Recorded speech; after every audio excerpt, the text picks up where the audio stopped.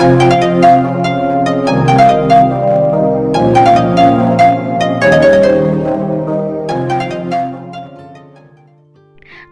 আলাইকুম এভরিওয়ান, কেমন আছেন? আরেকটা রেসিপি নিয়ে হাজির হয়ে গেলাম। আশা করছি রেসিপিটি আপনাদের কাছে ভালো লাগবে।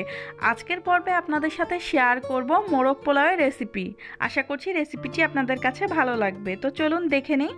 আমি এখানে দেশি মুরগি নিয়েছি আর এখন ম্যারিনেট করে নেব। তো বাকি মশলাগুলো অ্যাড করে দিব। দিয়ে দিচ্ছি হাফ কাপ পেঁয়াজ বাটা, দিয়ে দিচ্ছি হাফ কাপ টক দই, আর অ্যাড করে দিচ্ছি 1.5 টেবিল চামচ আদা বাটা, 1.5 টেবিল চামচ রসুন বাটা, দিয়ে দিচ্ছি 2 টেবিল চামচ বাদাম বাটা, কাজু বাদাম আর কাঠবাদাম আমি এখানে বেটে নিয়েছি।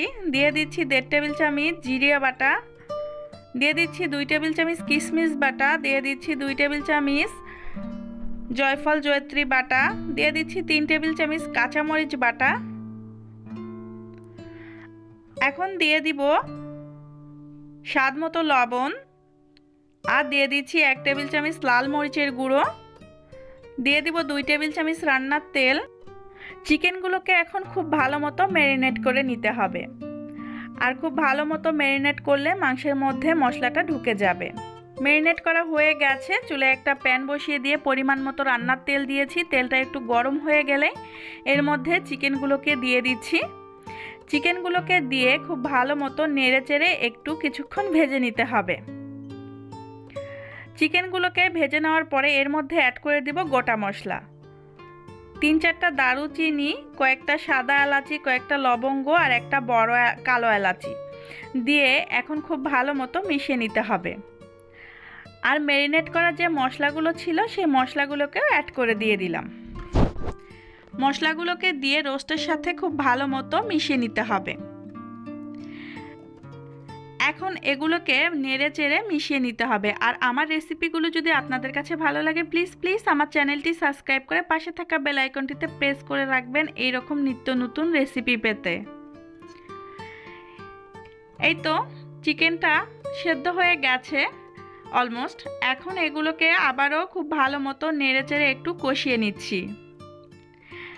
এগুলোকে ভালো মতো কষিয়ে নিলে ফ্লেভারটাও কিন্তু ভালো হয়। এখন সামান্য কিছু পরিমাণ পানি দিয়ে আবারও ঢেকে দিচ্ছি। পানিটা শুকিয়ে গেছে। এই পর্যায়ে এখন দিয়ে দিচ্ছি 1 কাপ পরিমাণ লিকুইড মিল্ক। মিল্কটাকে দেওয়ার পরে এগুলোকে আবারও নেড়ে চেড়ে ঢাকনা দিয়ে ঢেকে দিব একটা বলক আসা পর্যন্ত। একটা বলক চলে এসেছে। এর মধ্যে দিয়ে দিচ্ছি 5-6টা কাঁচা মরিচ, দিয়ে দিচ্ছি স্বাদ মতো চিনি, আর দিয়ে দিচ্ছি 1 টেবিল চামচ কেওড়া জল, আর দিয়ে দিচ্ছি 1/3 কাপ পেঁয়াজ বেরেস্তা। এখন এর মধ্যে অ্যাড করে দিব 1 টেবিল চামচ ঘি। ঘিটা দিলে সুন্দর একটা ফ্লেভার হয়, আর এই ঘিটা আমার হোমমেড ঘি। রেসিপিটি ডেসক্রিপশন বক্সের লিঙ্কটি দিয়ে দিব, আপনারা চাইলে দেখে নিতে পারেন। আমি এখন ঢাকনা দিয়ে ঢেকে দেব, আর তেলটা উপরে ভেসে উঠলে আমি চুলাটাকে বন্ধ করে দেব। রোস্টটাকে উঠিয়ে নিচ্ছি। এখন আমি 3 কাপ পরিমাণ চিনি গুঁড়া চাল নিয়েছি। এটাকে খুব ভালো মতো ধুয়ে 10 মিনিটের জন্য ভিজিয়ে রেখে দেব। চুলায় একটা প্যান বসিয়ে দিয়েছি। রোস্টের যে তেলগুলো ছিল সেখান থেকে কিছুটা পরিমাণ তেল নিয়েছি। এখন দিয়ে দিলাম 3টা এলাচি আর 2টা দারুচিনি, দিয়ে চালগুলোকে অ্যাড করে দিলাম। চালগুলোকে এখন খুব ভালো মতো এই তেলের সাথে ভেজে নিতে হবে। এখন এর মধ্যে অ্যাড করে দিব 4টে কাঁচা মরিচ, দিয়ে দিচ্ছি স্বাদ মতো লবণ আর কিছুটা রোস্টের মশলা দিয়ে এখন খুব ভালো মতো নেড়ে চেড়ে ভেজে নিতে হবে। খুব ভালো মতো ভেজে নেওয়ার পরে এর মধ্যে আমি অ্যাড করে দিব ফুটন্ত গরম পানি।